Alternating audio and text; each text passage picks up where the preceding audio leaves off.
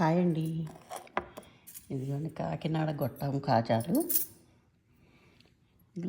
గ్లాసుడు మైదా పిండి అండి.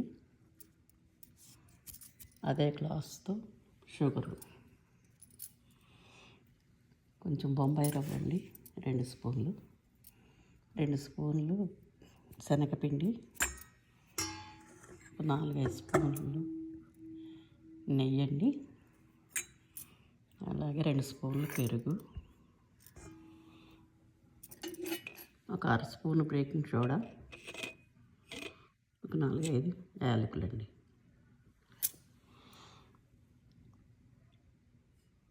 ఇప్పుడు ఇవన్నీ వేసుకోవాలండి. దీంట్లో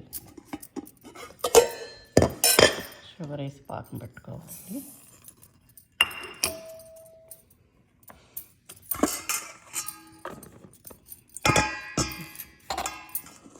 ఇవన్నీ వేసి కలుపుకోవాలండి. కలిపాక చూపిస్తానండి మళ్ళీ.